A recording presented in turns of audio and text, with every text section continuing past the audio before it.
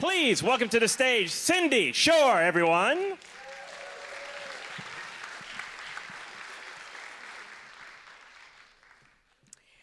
I'm not from a college family, so after high school, I was a waitress at TJ's Big Boy restaurant. We offered free comic books, The Adventures of Big Boy, where the mascot got into hijinks with his friend Dolly and their dog Nugget. When Big Boy came to life, like in a parade, it was in a costume with an oversized head that echoed.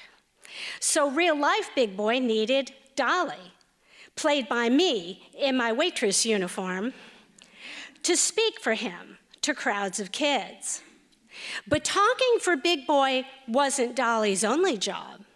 The store manager told me, "You keep those kids' grubby hands off that costume. It costs $40 to dry clean." So I would change my name tag from Cindy to Dolly, and off I would go with one of the cooks or busboys, now transformed into my giant partner. Those first couple gigs are a blur. They were wiped from my memory the day I met him. Eric was on semester break from Rensselaer Polytechnic Institute, which to my small town ears sounded prestigious and lofty. And yet, he was so friendly, so funny, and so interesting, I fell hard. I was excited to learn that he would play Big Boy for the Pee Wee hockey team, and I would be his Dolly. And then along came Eileen Morgan. Eileen, also home on college break, was as outgoing as I was shy and had womanly assets I did not yet possess.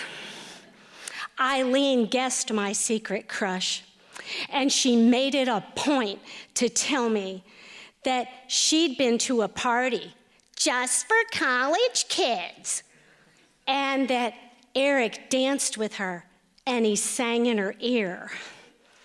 And not just any song, but Miracles by Jefferson Starship. This was racy stuff for the mid-'70s. One line goes, "I had a taste of the real world when I went down on you, girl."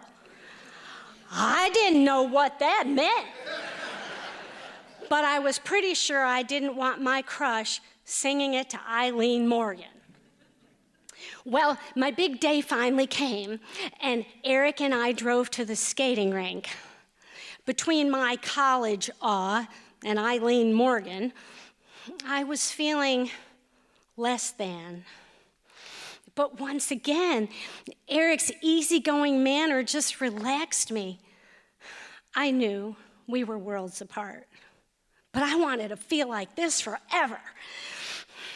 At the rink, Big Boy and Santa Claus had their pictures taken with kids in hockey uniforms holding giant sticks. This was late in December, so the kids were kind of done with Santa, but they were ready for our little commercial, which went like this. "Hey, Big Boy, how many Big Boy hamburgers did you eat today?" And the big foamy hands would open and close, and the kids would laugh. "And Big Boy, how do those Big Boy hamburgers taste?" And he would bounce on his giant shoes and rub his massive belly. This was years before I did go to college and became a teacher, but I liked talking with the little kids. I passed out the treat bags and the older ones drifted off.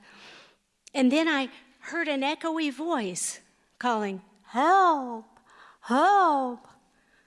Some preteen boys were pushing Big Boy into the ladies' room. I ran over to rescue my pal and scold the boys, "Don't you do that to Big Boy." And then he wrapped me in his giant foamy arms. And here we are, 48 years later, with enough adventures to fill 1,000 comic books. I've learned a few things since then. Number one, not all college people are so smart.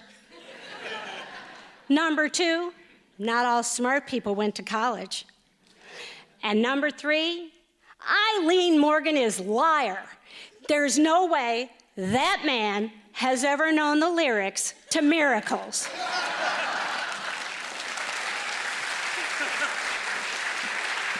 Cindy Shore, everybody.